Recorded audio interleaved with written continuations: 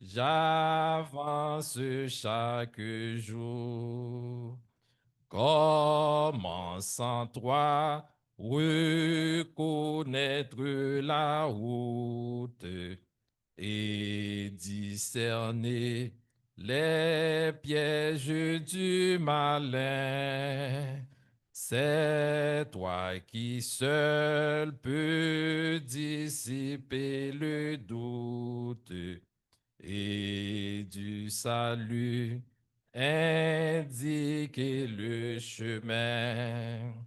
Livre divin, ô céleste message de vérité, de justice et d'amour. Conduis mes pas dans le pèlerinage ou vers le ciel, j'avance chaque jour. Rassure-moi quand mon âme est tremblante. Console-moi dans les jours de douleur. Si je faiblis quand la lutte est ardente, montre à ma foi celui qui rend vainqueur. Livre divin, ô céleste message de vérité, de justice et d'amour. Conduis mes pas dans le pèlerinage ou vers le ciel, j'avance chaque jour. Ô Sainte Bible, ô parole immortelle, sois ici-bas, mon guide et mon flambeau. Par toi, je vois la patrie éternelle, où les élus donnent gloire à l'agneau. Livre divin, ô céleste message de vérité, de justice et d'amour. Conduis mes pas dans le pèlerinage ou vers le ciel. J'avance chaque jour. Amen.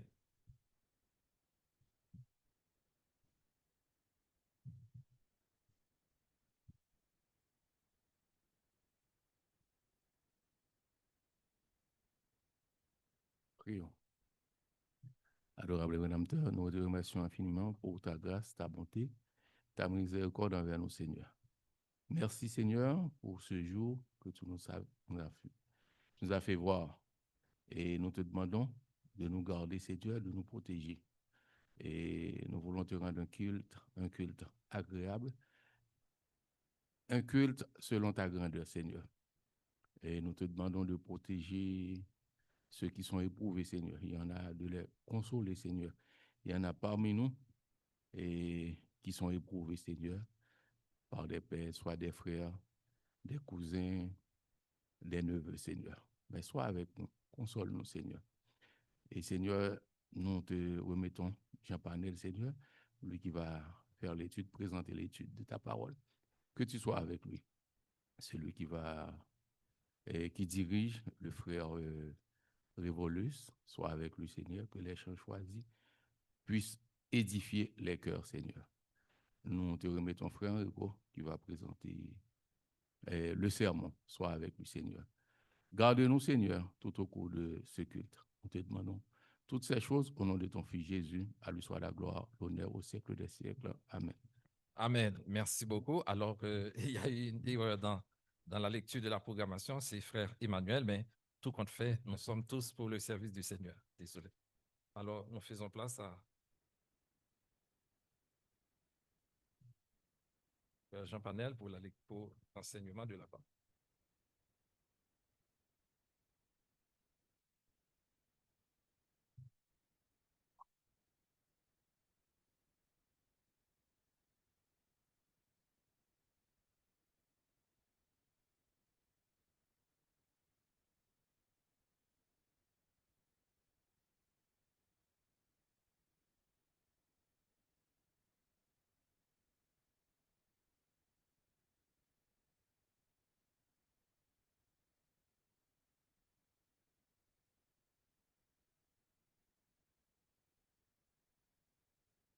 Bonjour à tous, chacun ce matin.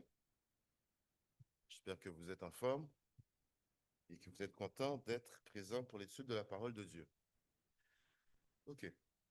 Le sujet que j'aimerais aborder aujourd'hui, c'est une question que j'aimerais que vous vous posez chacun d'entre vous à vous-même. La question va comme suit. Êtes-vous engagé dans votre vie spirituelle? Est-ce que vous trouvez que vous êtes engagé dans votre vie spirituelle? Et si oui, qu'est-ce que vous considérez que vous faites pour être engagé ou pour considérer que vous êtes engagé dans votre vie? Que vous n'êtes pas passif, que vous ne faites pas juste vivre au jour le jour. Quelle action concrète est-ce que vous posez? Pas forcément à la vue de tous, mais que vous savez que vous faites, vous personnellement, pour le salut de votre âme. J'aimerais aujourd'hui, plus principalement, que nous nous concentrions sur les actions concrètes qui nous permettent d'avancer dans notre vie.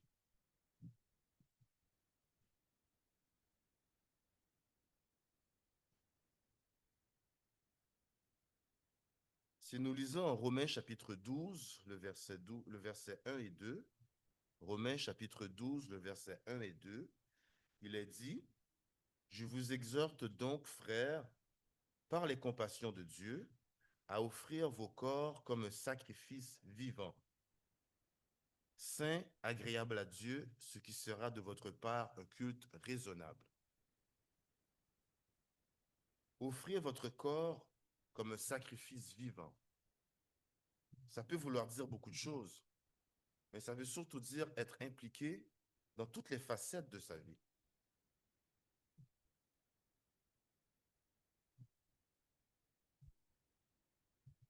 Souvent, on entend une expression qui est dit « je suis sauvé ».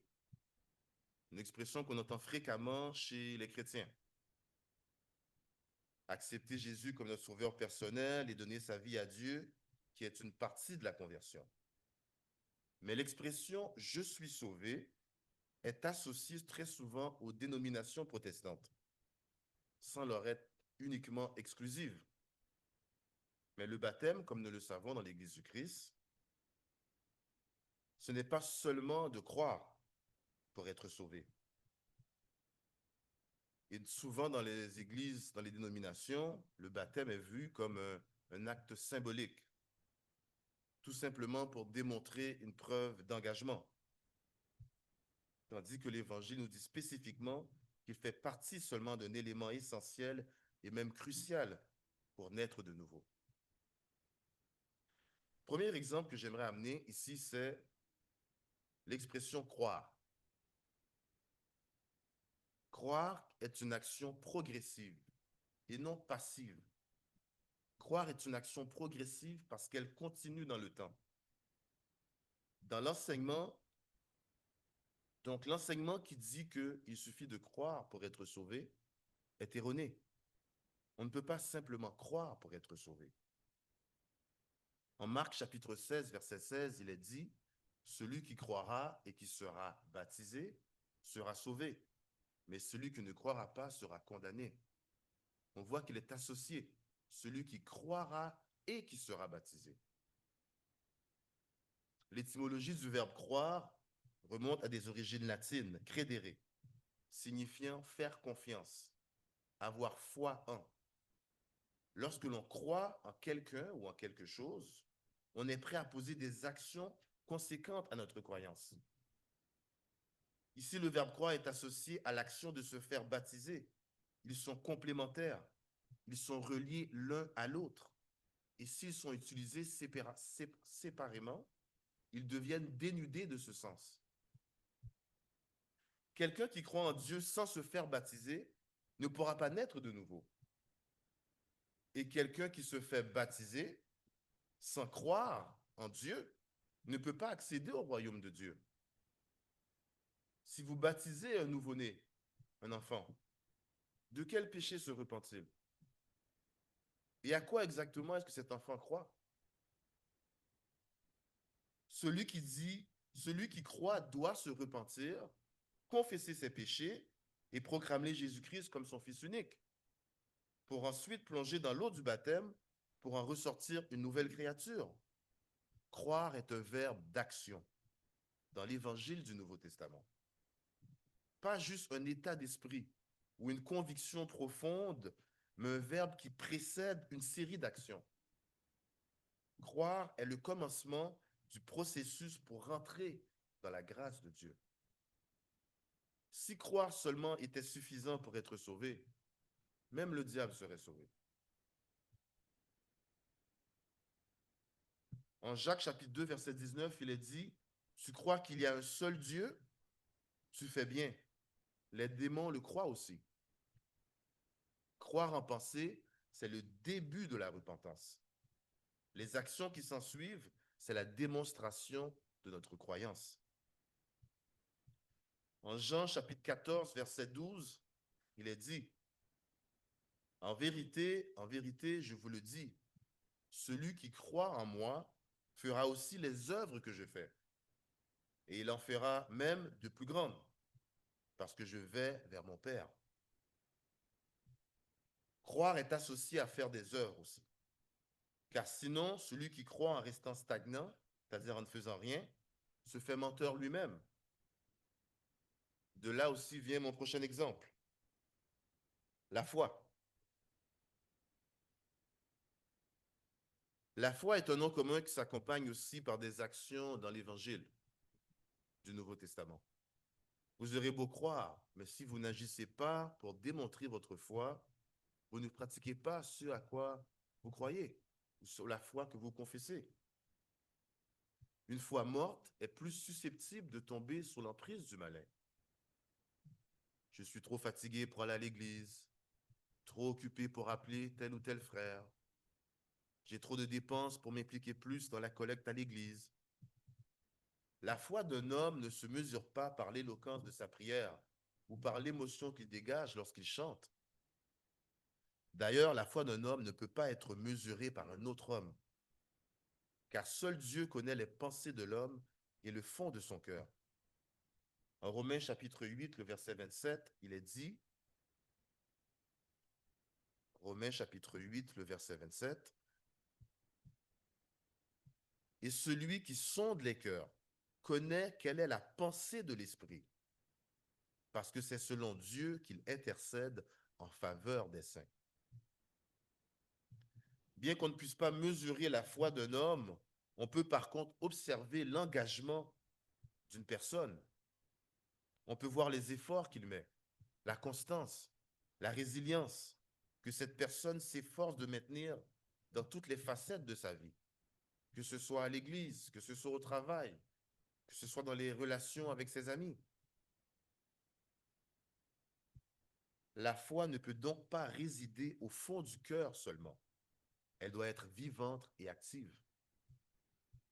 Prenez avec moi Jacques chapitre 2. Jacques chapitre 2, à partir du verset 14. Jacques chapitre 2, à partir du verset 14.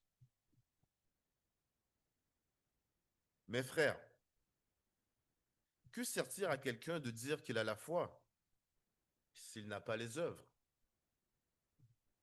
La foi peut-elle le sauver? Si un frère ou une sœur sont nus et manquent de nourriture de chaque jour, et que l'un d'entre vous lui dise « Allez en paix, chauffez-vous et vous rassasiez », et que vous ne leur donniez pas ce qui est nécessaire au corps, À quoi cela sert-il? Il est ainsi de la foi. Si elle n'a pas les œuvres, elle est morte en elle-même. Verset 18. Mais quelqu'un dira, toi tu as la foi et moi j'ai les œuvres. Montre-moi ta foi sans les œuvres et moi je te montrerai la foi par mes œuvres. Tu crois qu'il y a un seul Dieu, tu fais bien. Les démons le croient aussi et ils tremblent. Veux-tu savoir, ô homme vain, que la foi sans les œuvres est inutile? Abraham, notre père, ne fut-il pas justifié par les œuvres lorsqu'il offrit son fils Isaac sur l'autel? Tu vois que la foi agissait avec ses œuvres et que par les œuvres, la foi lui fut rendue parfaite. Ainsi s'accomplit ce que dit l'Écriture. Abraham crut à Dieu et cela lui fut imputé à justice et il fut appelé ami de Dieu. Vous voyez que l'homme est justifié par les œuvres et non par la foi seulement. Rahab la prostituée ne fut-elle pas également justifiée par les œuvres lorsqu'elle reçut les messages et qu'elle les fit partir pour un autre chemin? Comme le corps sans âme est mort, de même la foi sans les œuvres est morte. Ici au verset 18, il est dit, mais quelqu'un dira, toi tu as la foi et moi j'ai les œuvres. Montre-moi ta foi sans les œuvres et moi je te montrerai la foi par mes œuvres. J'aimerais savoir, qu'est-ce que vous comprenez là-dedans au verset 18? Qu'est-ce que ça veut dire? Montre-moi ta foi par les œuvres et moi je te montrerai la foi par mes œuvres. Qu'est-ce qu'on entend par là? C'est une question que je pose. Je m'excuse? Oui, mais qu'est-ce que ça veut dire? Montre-moi ta foi par les œuvres et moi je te montrerai la foi par mes œuvres. Je vais reprendre depuis le début du verset, il est dit, mais quelqu'un dira, et la personne A qui dit à la personne B, toi tu as la foi et moi j'ai les œuvres. Et la personne B répond à la personne A, moi, montre-moi ta foi sans les œuvres et moi je te montrerai la foi par mes œuvres. Qu'est-ce que ça veut dire?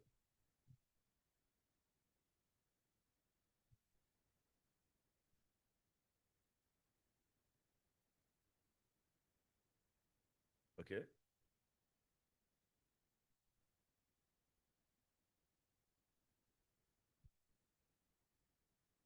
Qui démontre sa foi? Et quelqu'un d'autre a quelque chose à dire? Les deux marchent ensemble, oui, OK. Mais je comprends que ça marche ensemble. Comme on sait, la foi, il faut qu'elle ait les œuvres. Mais qu'est-ce que la personne voulait dire quand il dit montre-moi ta foi sans les œuvres et moi je te montrerai la foi par mes œuvres?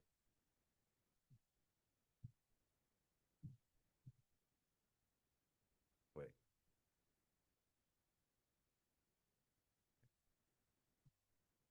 oui, mon frère. Oui, OK.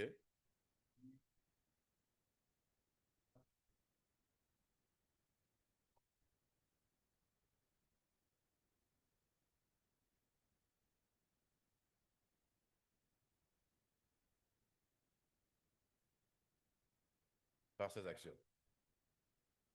Par ses actions. En se baptisant. OK. Il y avait quelqu'un qui avait quelque chose d'autre à dire? Dans le premier exemple ici, quand il dit toi tu as la foi et moi j'ai. Non. Il dit tu as la foi et moi les œuvres. Toi tu as la foi et moi les œuvres. C'est-à-dire que la personne qui dit qu'elle a la foi, c'est la personne qui confesse Dieu, qui exprime sa foi, qui exprime sa croyance, qui exprime son appartenance. Mais l'autre personne, sans confesser sa foi, va montrer qu'elle aussi, elle a la foi à travers ses œuvres, sans nécessairement déclarer à haute voix et dire à tout le monde qu'elle a la foi, mais on voit à travers son mode de vie, à travers les œuvres qu'elle fait, à travers la manière qu'elle interagit dans sa vie, on voit que cette personne-là a la foi. Et très souvent encore plus la foi que la personne qui, elle, tout fait simplement confesser sa foi. C'est pour ça qu'on dit que la foi, sans les œuvres, est morte. Prenez avec moi 1 Pierre chapitre 7, le verset 1 Pierre chapitre 1, je m'excuse. Première épître de Pierre chapitre 1. Première épître de Pierre, chapitre 1. Nous lisons du verset 7 au verset 9. Afin que l'épreuve de votre foi,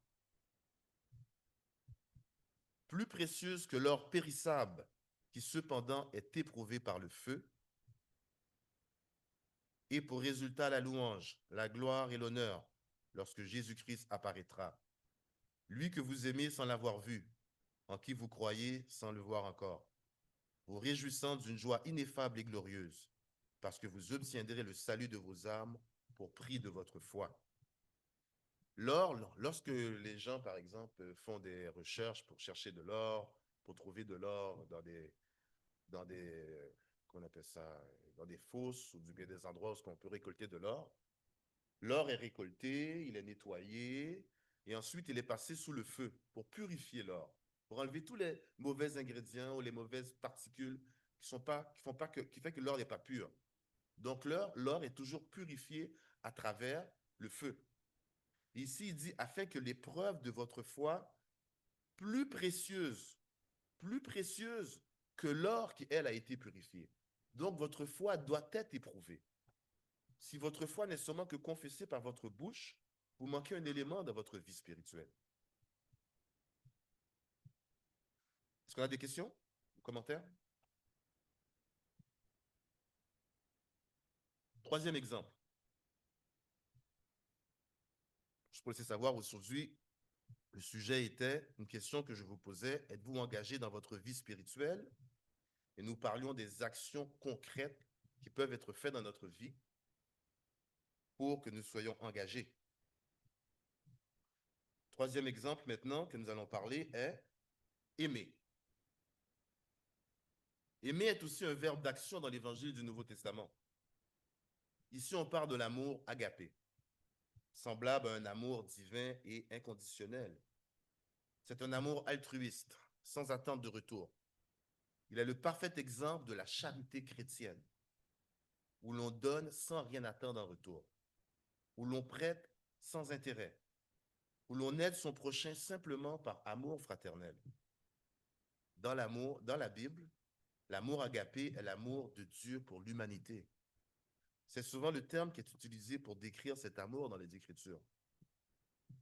Dire que j'aime tout le monde, que je n'ai pas d'ennemis, que je ne suis en conflit avec personne, que je m'entends bien avec tout le monde, ce n'est pas ça l'amour agapé. L'amour agapé est plus profond que ça. Il est semblable à l'amour que Dieu a eu pour l'humanité lorsqu'il a sacrifié son Fils unique pour nous donner la chance d'être sauvés. Il est semblable à un Dieu qui a créé une nouvelle alliance plus excellente pour nous permettre d'être sauvés.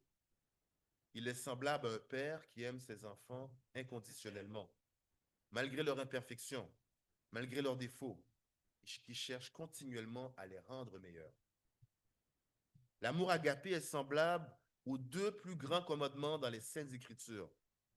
Tu aimeras le Seigneur ton Dieu de tout ton cœur, de toute ton âme et de toute ta pensée. Et le second, tu aimeras ton prochain comme toi-même, selon Matthieu chapitre 22, verset 40. Si vous pensez aimer sans qu'il n'y ait dans votre vie aucun signe apparent, si vous pensez aimer sans donner inconditionnellement, si vous pensez aimer seulement par réciprocité, parce qu'on vous a aimé le premier,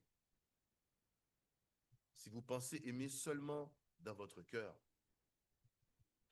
si vous pensez aimer en parole seulement, vous n'avez pas encore compris que le verbe aimer est un verbe d'action, un verbe de démonstration, un verbe puissant mais en même temps silencieux, parce que l'amour agapé est à la fois un amour modeste, mais aussi un amour généreux. C'est une action qui commence dans la prière, avec la sympathie, la sincérité, qui se matérialise avec des mots, des actions de grâce, des gestes de gentillesse et de l'entraide sincère. Il faut aimer en parole, mais il faut surtout aimer en action. Les gens du monde vont nous juger pour nos paroles, mais surtout, ils vont chercher à nous condamner par nos actions. De là l'importance de vivre l'évangile de la grâce par des paroles et des actions qui dégagent et démontrent l'amour de Dieu pour l'humanité.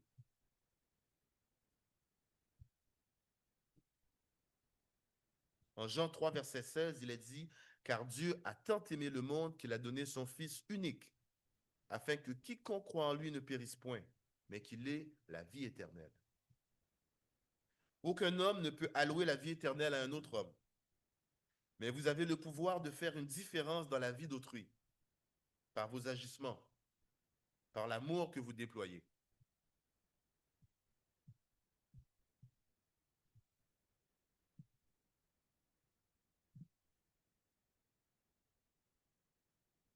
Prenez avec moi Romains chapitre 8, le verset 37 à verset 39. Romains chapitre 8, verset 37 au verset 39. Romains chapitre 8, à partir du verset 37. Mais dans toutes ces choses, nous sommes plus que vainqueurs par celui qui nous a aimés. Car j'ai l'assurance que ni la mort, ni la vie, ni les anges, ni les dominations, ni les choses présentes, ni les choses à venir, ni les puissances, ni la hauteur, ni la profondeur, ni aucune créature ne pourra nous séparer de l'amour de Dieu manifesté en Jésus-Christ, notre Seigneur. En Jean chapitre 15, le verset 12 et 13, il est dit, « C'est ici mon commandement. Aimez-vous les uns les autres, car je vous ai aimé, comme je vous ai aimé plutôt. Il n'y a pas de plus grand amour que de donner sa vie pour ses amis. » Est-ce qu'on a des questions?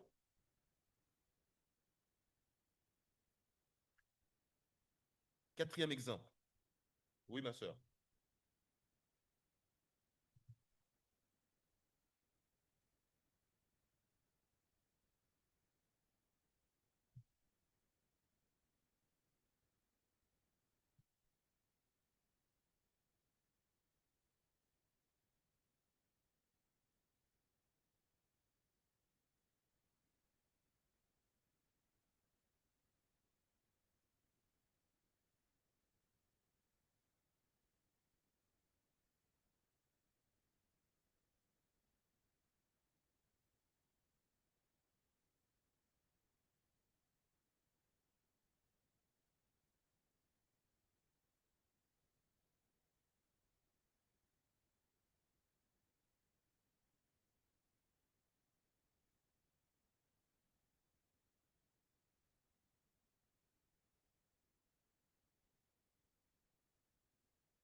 Comme on a vu au début de l'étude, croire va pas seulement nous permettre d'être sauvés. C'est sûr qu'il faut le processus et tout pour être baptisé. Bon.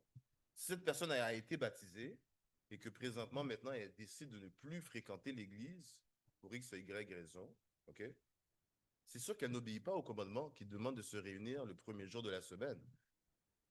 Ensuite de ça, si on veut, on ne peut pas juger la personne pour X, Y, ça c'est Dieu qui va décider qu'est-ce qui va arriver du sort de la personne. Si par exemple quelqu'un ne va pas à l'église, okay, pour des raisons X, Y, parce que par exemple il est en déplacement, il a un endroit où il va, il ne peut pas adorer, ou il n'y a pas une église du Christ, par exemple, si la personne est dans l'église du Christ, bien sûr. Si la personne peut, par exemple, prendre la Sainte Seine chez elle, par exemple, lire la parole, peut faire des choses chez elle, plaise à elle. Mais si la personne a la possibilité de venir et décide par elle-même de ne pas venir, autre le commandement de croire, la personne désobéit à la parole parce qu'elle ne vient pas à l'église. La personne, tout qu'on peut faire pour elle, c'est l'encourager, on peut prier pour elle, mais après ça, c'est Dieu qui va avoir le jugement de ce qui va arriver avec cette personne-là. Oui, mon frère Emmanuel?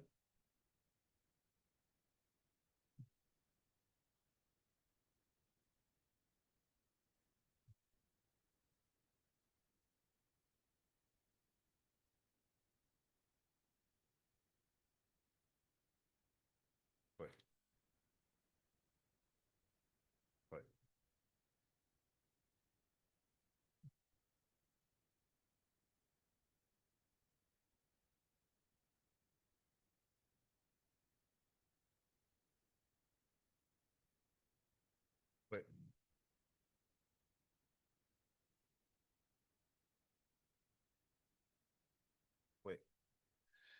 D'ailleurs, dans les premiers temps, lorsqu'il y avait eu cette multitude de conversions, l'Église était en train de s'établir.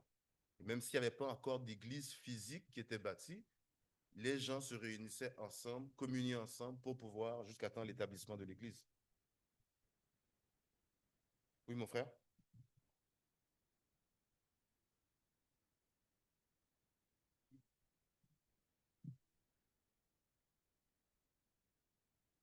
Oui.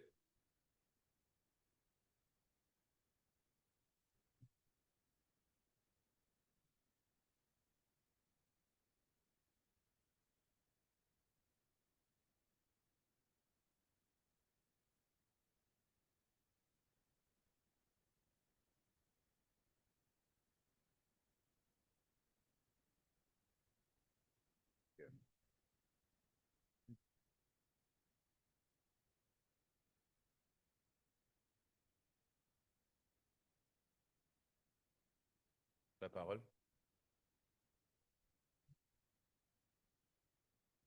Ouais. Oui. Mais c'est parce que les gens, ils vont prendre des passages qui vont à leur avantage. Si je peux ouvrir un passage dans la Bible qui va dire que l'amour supporte tout, est-ce que ça veut dire que Dieu aime les pécheurs? Non. Dieu aime tout le monde, Dieu est amour, il aime tout le monde, mais il n'aime pas les péchés des gens. Et encore, si on marche dans la noirceur, alors qu'on nous a annoncé la parole, alors c'est un choix personnel qu'on a fait. Peut-être qu'on n'a pas encore cru, mais une fois qu'on a cru, si on se détourne, c'est autre chose. OK, je vais continuer. Quatrième exemple. Justement, on parle de l'adoration. Je vais parler de l'adoration et en même temps aussi de la communion. L'adoration. L'adoration doit être solennelle et sacrée. Exemple de négativité, de ressentiment et de mauvaise attitude. L'adoration est un commandement et doit être effectué dans un état d'esprit de reconnaissance tout le temps, d'appréciation et de joie. Il faut chanter avec gaieté. Il faut prier avec sincérité. Il faut écouter l'enseignement des Écritures attentivement, sachant que Dieu inspire l'enseignant qui apporte la parole ces journées-là. Venir s'asseoir ici le dimanche matin est le début de l'adoration, mais ce n'est pas l'adoration en elle-même. Votre présence ne fait pas que vous adorez pour autant. Lorsqu'on adore en assemblée, c'est non seulement pour obéir à un commandement, mais c'est aussi dans le but d'apprendre par des enseignements, des lectures et des échanges constructifs. En Jean chapitre 4, versets 23 et verset 24, il est dit, « Mais l'heure vient, et elle est déjà venue, où les vrais adorateurs adoreront le Père en esprit et en vérité, car ce sont là les adorateurs que le Père demande. Dieu est esprit et il faut que ceux qui l'adorent en esprit et en vérité. » Adorer en esprit et en vérité, c'est plus qu'être présent physiquement. C'est plus que d'ouvrir la bouche pour chanter. C'est d'être connecté, être en symbiose, en communion avec le Saint-Esprit pendant l'adoration. La communion. La communion, elle est une action d'entretenir une relation, un lien étroit, une proximité avec un ou plusieurs personnes. Les premiers chrétiens, comme le frère Emmanuel nous disait, les premiers chrétiens communiaient en mettant ensemble leurs besoins en commun, en mangeant ensemble, en s'entraidant les uns les autres. Et tout ça, c'était à l'extérieur souvent du cadre de l'adoration. Et à l'intérieur du cadre de l'adoration hebdomadaire, les Écritures nous exigent de participer au repas de la Sainte Seine, qui est en elle-même une communion avec le corps du Christ. Dans les deux cas, la communion doit se faire dans l'harmonie, avec une bonne conscience et dans un état d'esprit consciencieux du pourquoi le geste est posé et de la manière dont il est posé. Communier doit être fait avec des intentions de se rapprocher de Dieu, des intentions de renforcer des liens, des intentions de maintenir et entretenir un lien fraternel par l'Esprit divin. Prenez avec moi Hébreux chapitre 10. Quelqu'un peut lire pour moi Hébreux chapitre 10 le verset 22 au verset 25. Hébreux chapitre 10, le verset 22 au verset 25.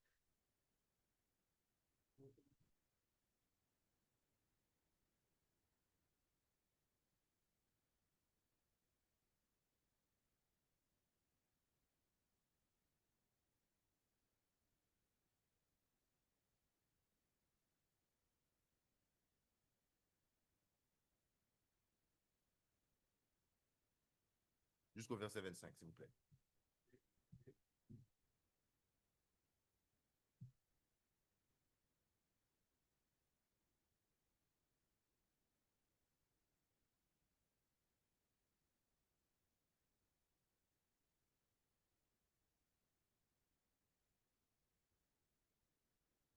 Merci, mon frère.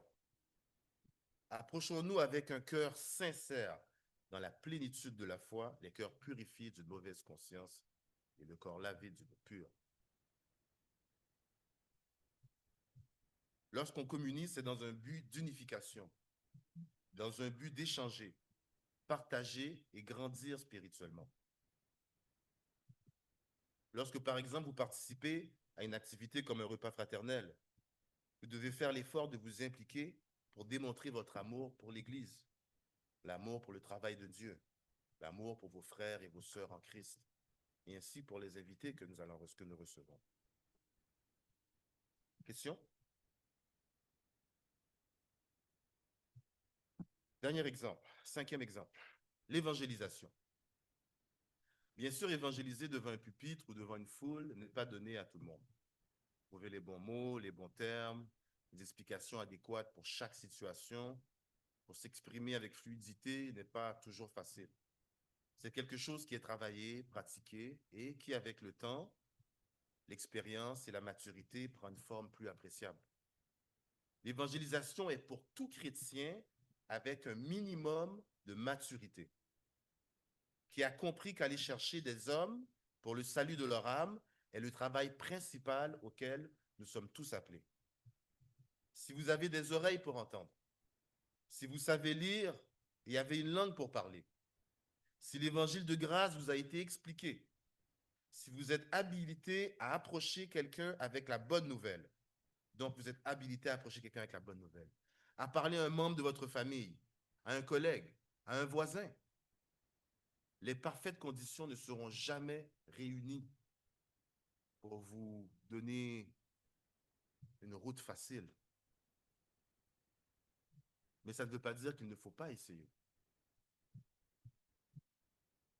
Vous devez vous-même vous en remettre à Dieu. Vous devez prier pour qu'il agisse pour vous guider, pour vous aider, pour vous diriger, pour vous inspirer comme il le fait, comme bon l'entend. Votre habilité à faire confiance à Dieu, lorsque vous n'anticipez pas, ou vous ne voyez pas comment ou par quel moyen vous allez atteindre un résultat attendu, c'est ce qui vous permet d'être confiance dans votre démarche. Je répète, votre habilité à faire confiance à Dieu lorsque vous n'anticipez pas, vous ne voyez pas par quel moyen, comment vous allez atteindre un résultat attendu, est ce qui vous permet d'être en confiance dans votre démarche. Lorsque vous vous sentez vulnérable, mais que votre foi et votre assurance restent fermes et inébranlables, le Saint-Esprit prend les commandes pour vous. Lorsque vous êtes conscient que vous n'êtes qu'un instrument pour la gloire de Dieu, vous commencez à comprendre votre rôle et ce à quoi vous êtes appelé en tant que chrétien. Rappelez-vous que vos paroles ne convaincront personne. C'est le Saint-Esprit, la parole divine et la toute-puissance de Dieu qui agit pour le travail. En Jean chapitre 14, verset 6, Jésus lui dit, « Je suis le chemin, la vérité et la vie. Nul ne vient au Père que par moi. » Ce n'est pas par vous, ce n'est pas par moi, c'est la parole qui vient convaincre Dieu, qui vient convaincre les âmes. Vous aurez beau être le meilleur des jardiniers, avoir la meilleure des semences, connaître des techniques de jardinage hors pair, évoluer, avancer. Si Dieu ne fait pas lever le soleil, ne fait pas pleuvoir la pluie, il ne réunit pas les conditions adéquates, la moisson sera nulle.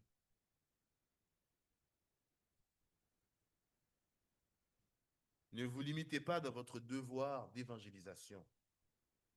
Bien sûr, on évangélise avec nos actions, avec notre comportement, notre attitude, même notre sourire. Mais il est important de laisser Dieu nous inspirer pour approcher quelqu'un, même un étranger. Tout comme le Saint-Esprit nous guide pour prier. Il est dit en Romains chapitre 8, verset 26, « De même aussi l'Esprit nous aide dans notre faiblesse, car nous ne savons pas ce qu'il convient de demander dans nos prières. Mais l'Esprit lui-même intercède par des soupirs inexprimables. » Évangéliser n'est pas seulement pour celui qui amène l'enseignement au culte ou à l'étude biblique. Évangéliser est pour tout chrétien avec un minimum de maturité. Ne soyez pas passifs. Parce que si tous étaient passifs, même vous ici présents, vous seriez encore des brebis égarées.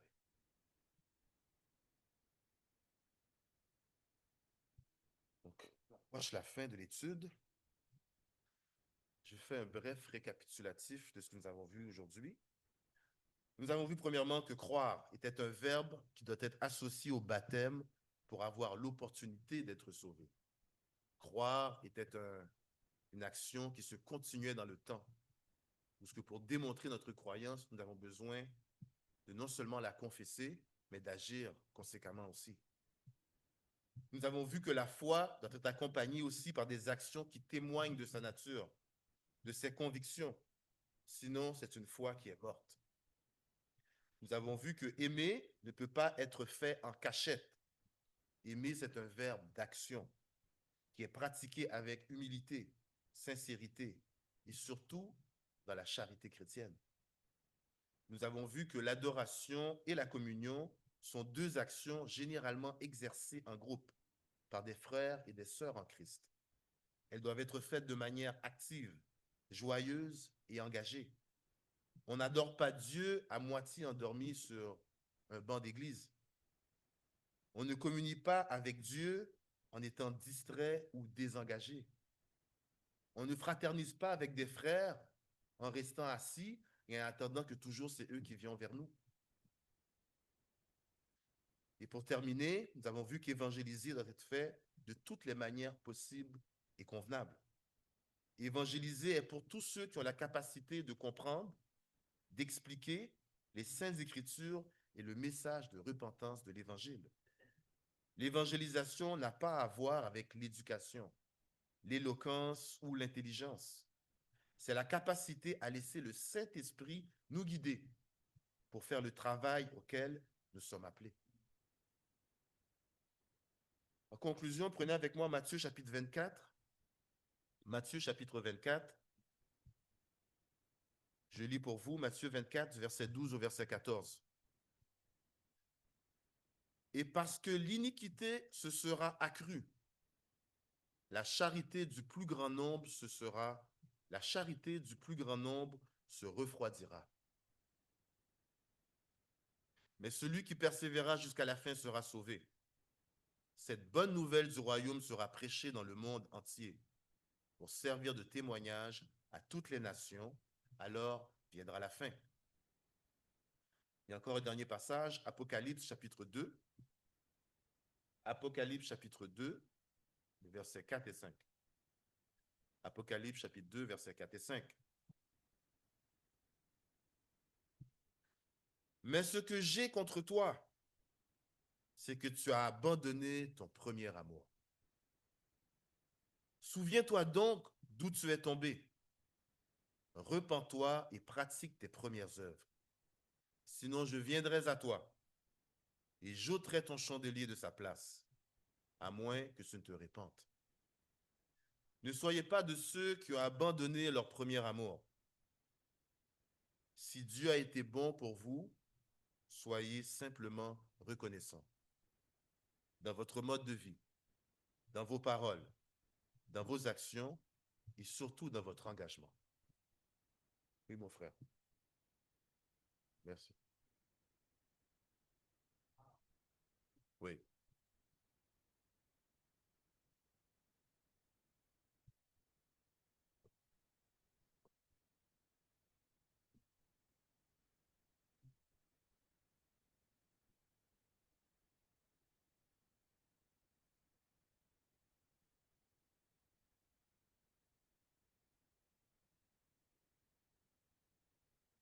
Non, l'adoration, normalement, j'ai dit, l'adoration et la communion sont deux actions généralement exercées en groupe par des frères et sœurs de Christ.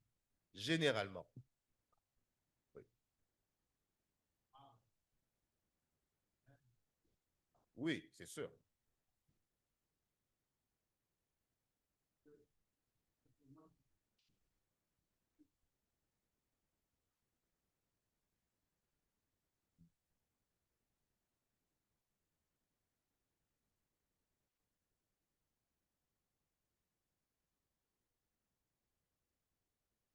Oui.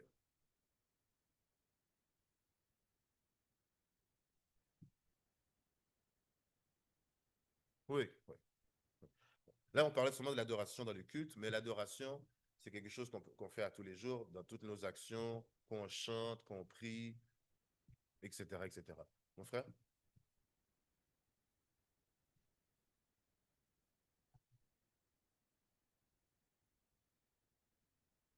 Mais selon les Écritures, c'est la même chose. Oui. Est-ce qu'on a d'autres questions?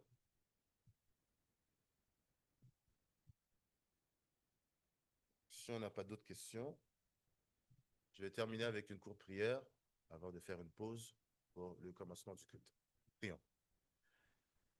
Père Céleste, Tout-Puissant, nous te remercions infiniment pour les bénédictions que tu fais abattre sur nous, Père Céleste. Nous te remercions pour ton amour. Nous te remercions, Seigneur, d'être un Dieu vivant, un Dieu actif, un Dieu qui fait pour nous tous les jours de notre vie, malgré, Seigneur, que souvent ces petites attentions peuvent passer inaperçues à nos yeux. Le Tout-Puissant permet que nous puissions transmettre ta parole à travers le monde, que nous puissions être allumés, éclairés, éveillés, actifs, Seigneur, pour faire ton travail. Permets, Seigneur, que le diable ne puisse pas avoir action dans notre vie pour nous laisser stagnants. Permets que nous puissions toujours garder cet amour que nous avons dès le début, Seigneur, et toujours grandissant pour exercer ta parole. Nous te remercions pour tous ceux et celles qui sont présents pour l'étude de ta parole, ainsi que ceux, Seigneur, qui vont écouter à distance ou en différé. Nous te prions, Seigneur, pour que ce culte d'adoration que nous allons t'offrir puisse être agréable, que nous puissions le faire de manière engagée et non de manière désinvolte. Que nous puissions, Seigneur, écouter attentivement, chanter avec gaieté, prier dans notre cœur, Seigneur, et, Seigneur, communier entre nous, Dieu Tout-Puissant. Nous te remercions encore pour tout ce que tu fais dans notre vie. Nous te demandons le pardon de nos péchés, Seigneur. Aide-nous, Seigneur, à transmettre ta parole à travers le monde. Et nous te demandons, Seigneur, toutes ces choses au nom de ton unique Fils, qui vive et qui règne au siècle des siècles et à jamais. Amen.